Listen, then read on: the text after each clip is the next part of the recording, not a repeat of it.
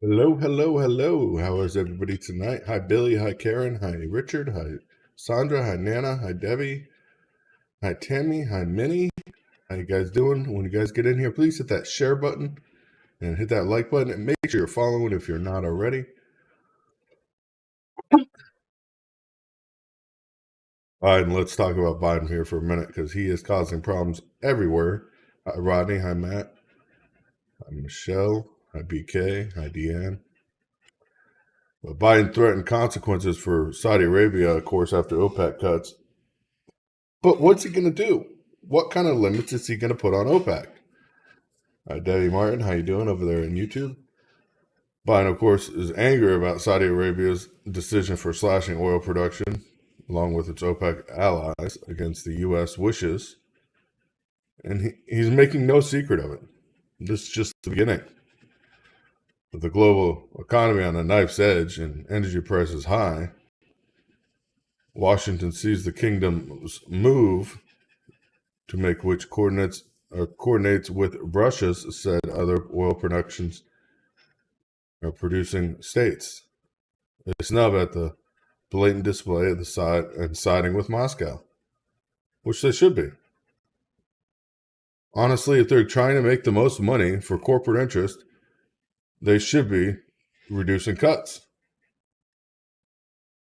I'm frozen. I do not know what to say. I am not frozen on my side. I can see your chat just fine.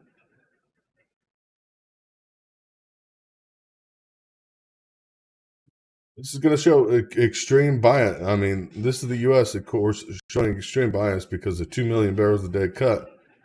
I mean, if we start trying to push Saudi Arabia or any of these OPEC countries around, all they do is have to cut us off. We think we have trouble now. Imagine missing 9 million barrels a day for the U.S. oil supply. We're only producing around 11 million barrels a day, and we're using around 20. These numbers are drastic. Meanwhile, of course, Ukraine, the power plant, and the power here has lost external power, and it's deeply worrisome. I mean, this nuclear power plant only has so much fuel. I think it's around 5 days to get back online before the cooling system itself will no longer keep the rods cool, and we can see a meltdown. So it's a deeply worse development in Ukraine, and for nuclear safety and security everywhere. I mean, Russia has maintained a presence there for several months, and they're determined to keep a foothold in the region over the nuclear power plant. But local separatist-backed referendums, of course, and people creating terror on the plant have cut the power lines going into it. Oh, this will be a lot worse than Chernobyl. Chernobyl was one reactor meltdown. This is 6 that are right next to each other. They will all melt down. The nuclear plant poses significant risks to the surrounding area and to the world. And we've seen what's happening after Russia formally annexed Ukraine region of Donetsk and Luhansk and Kyrgyzstan, and where the power plant is. And they're claiming Russia cut the power to the power plant, but why? Why would they do that if they've already excised that region? No, it'll cause problems globally, though. Destroying something and causing problems globally are two different things, but the U.S., of course, wants to join and push more into Ukraine and push more air defense amongst, of course, the attacks from Russia, retaliating on attacks on the bridge, which now Russia has already detained 8 people, and an investigation ongoing about the attack in Crimea on the bridge. And it shows that foreign operatives are involved. That's all I'm going to say. I'm not going to say who yet, because it's not no public knowledge has been released yet.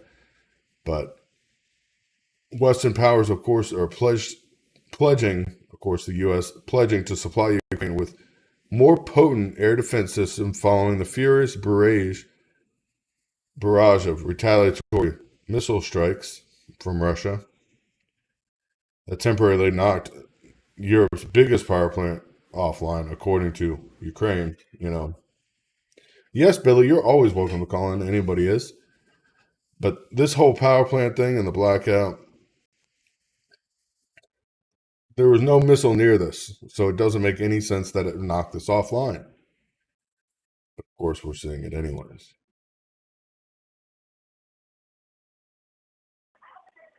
How you doing tonight, Billy? Chris, what's up, buddy?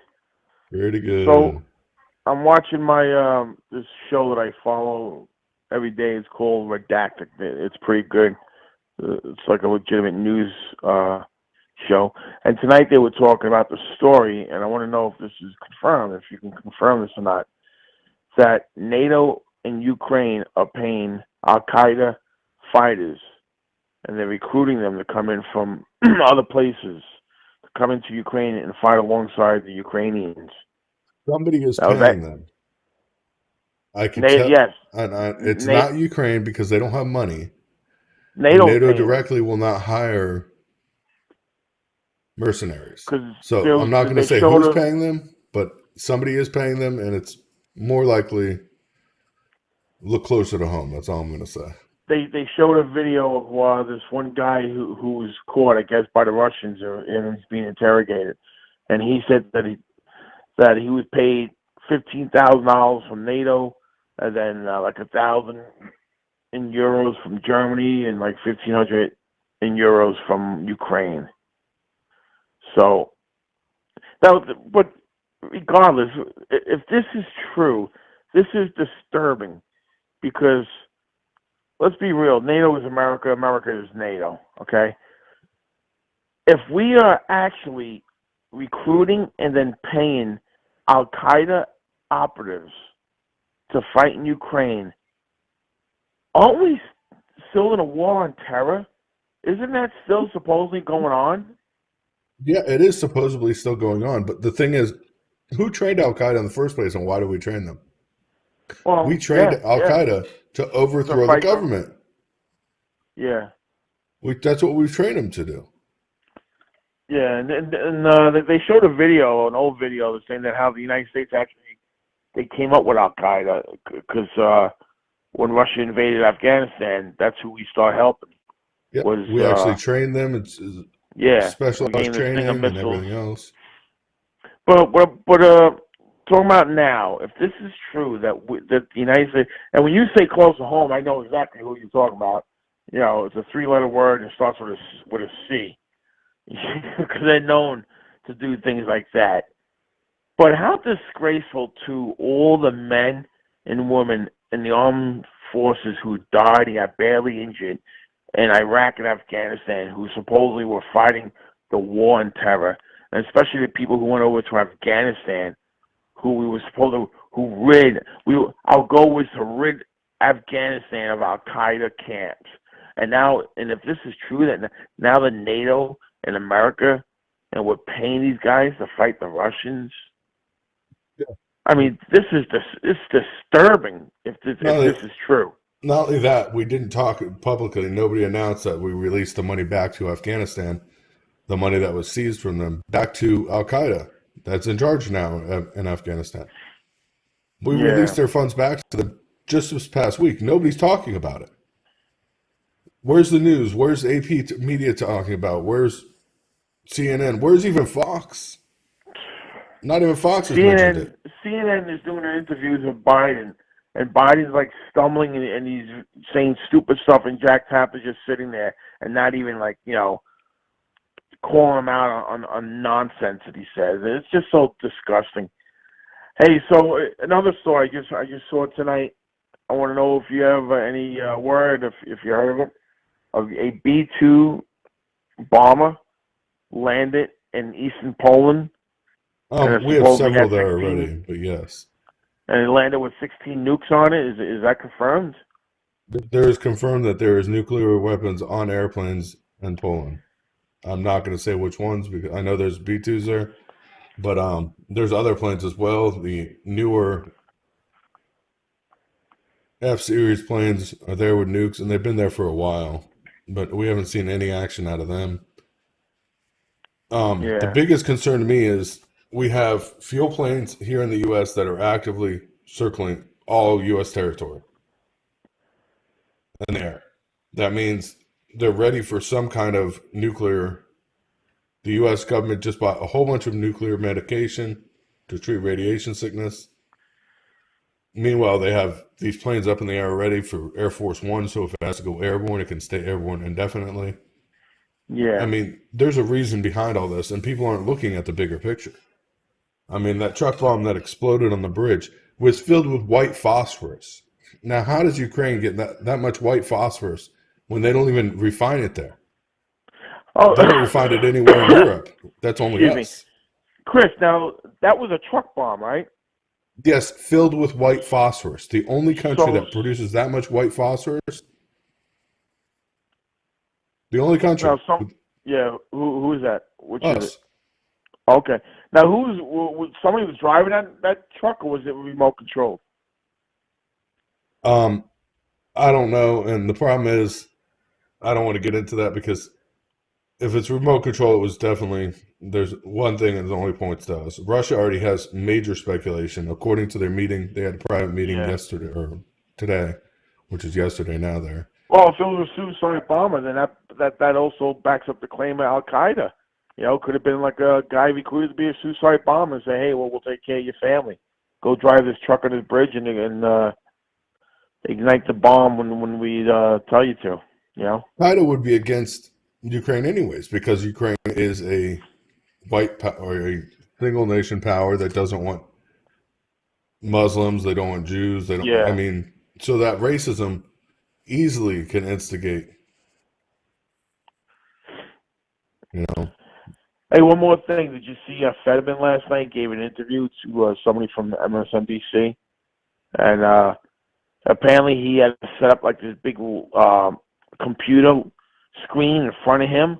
So while she was on the other side of the desk, like 10 feet away, asking these questions, he's like seeing, I guess, the questions come up on his screen because you can see him looking at it, and he's answering the questions.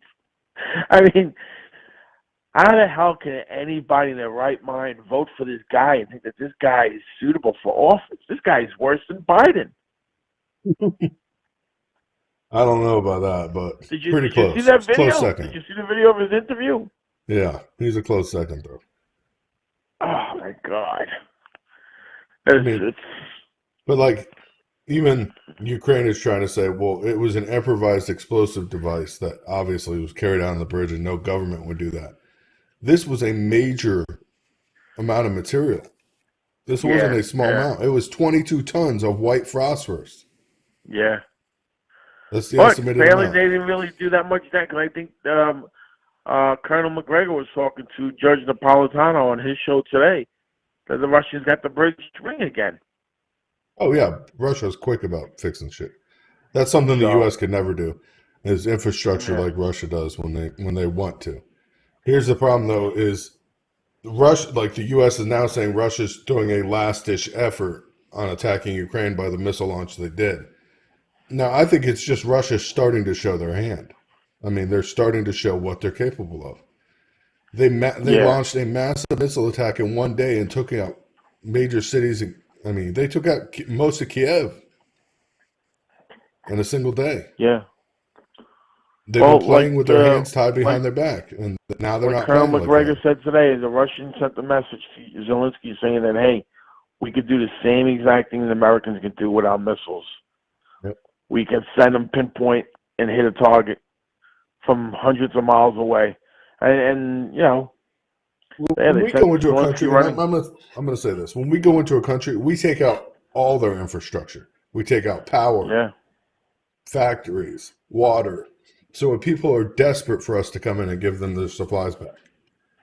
Yeah. So Russia did not do that. Russia was very strategic when they first went in. Now I think they're just going to go and wipe stuff out. Yep. Of course, we got Biden. I don't know if you listened to Biden's speech today or on CNN saying that there's a very slight recession possibility. Now he's admitting there's a slight possibility of a recession. Even Yeah, I know, though but you know it's weird because that was the interview with Tapper, I think, right? Yeah. Jake Tapper. When he Jake goes, Tapper. "Oh no, we're not in a recession," but then he goes backwards and says, "Well, if there is, then it's just a slight recession." Yeah. It's like the guy just says stupid shit back and forth, and that's what I mean. Like they don't, they don't say anything about it. They just sit there.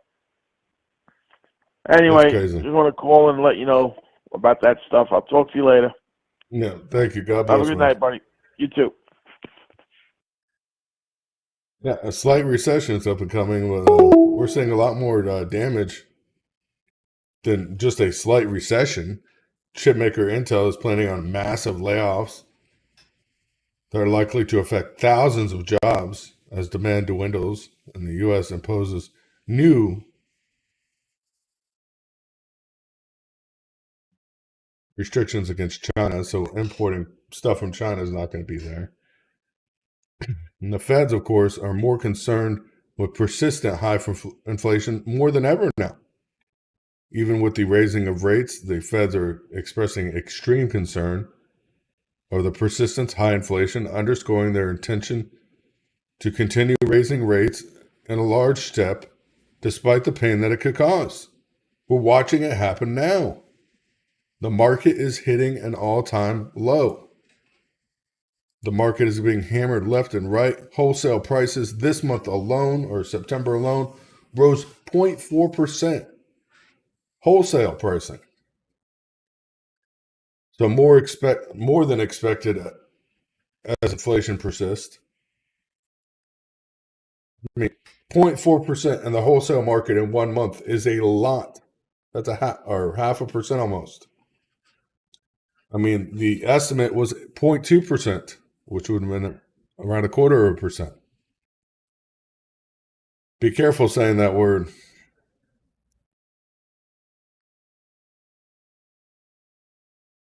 Oh, it's just crazy.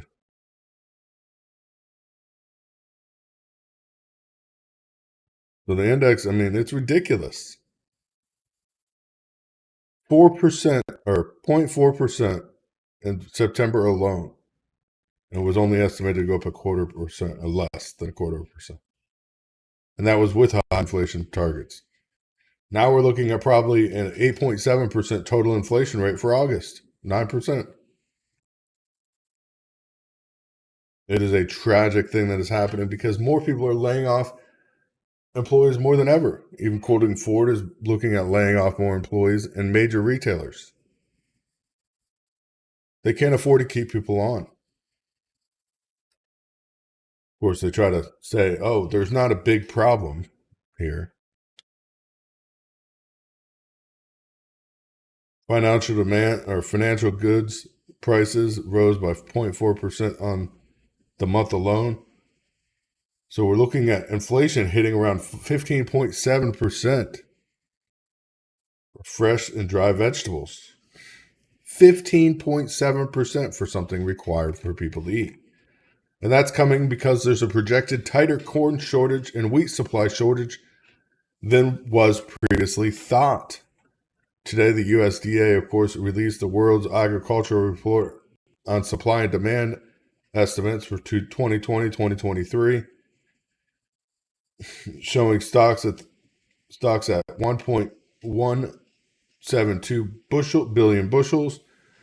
This is above the estimated 1.26 billion bushels, but below the actual usage. There's an estimated missing or deficit of 247 million bushels, which is going to reflect shortages amongst the supply chain.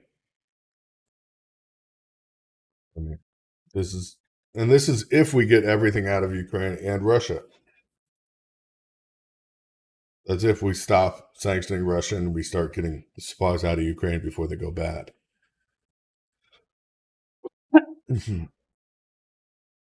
It is not looking good.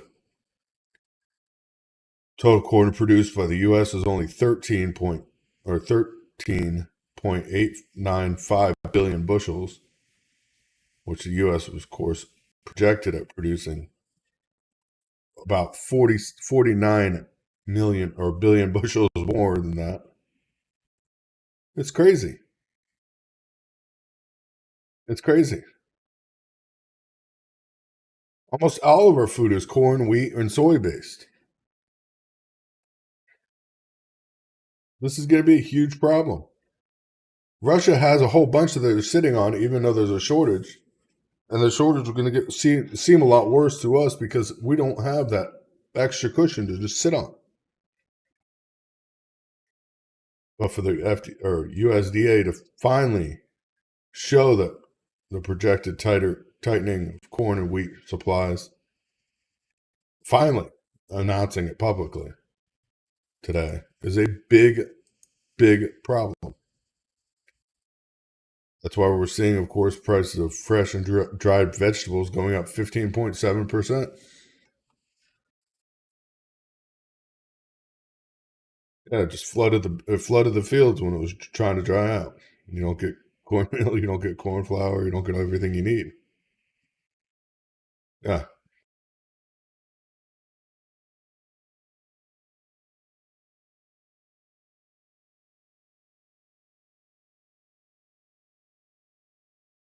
Gas going to be a lot higher than that. Just wait. OPEC cutting productions, of course, is really going to increase the gas prices.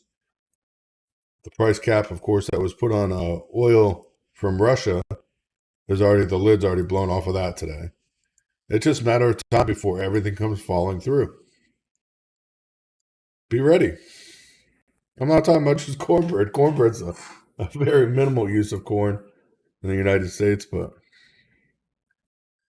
it is sad. It is a sad state of affairs. Persistent high inflation, a government that doesn't seem like they care about us.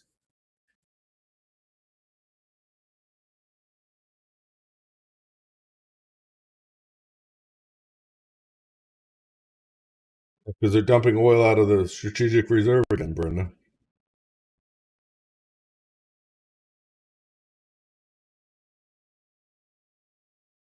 Putin's sending a clear message. And no one in the mainstream government is caring. They don't even listen. Trying to send ultra-modern air defenses to Ukraine that even Berlin itself doesn't own.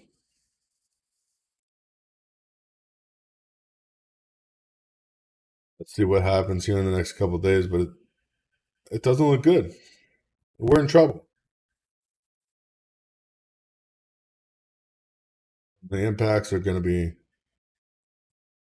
here for a long time. Thank you guys for being here. We definitely appreciate you guys. If you guys can afford to donate, please do. We need support just not to help people, but to also keep the channel going. So we bless you for any support we do receive. And we'll be back live, of course, Friday night around 9:30 Eastern Standard Time. So please stay tuned for that. We'll get back to you then. But for now, good night. God bless. Stay safe. And God bless America.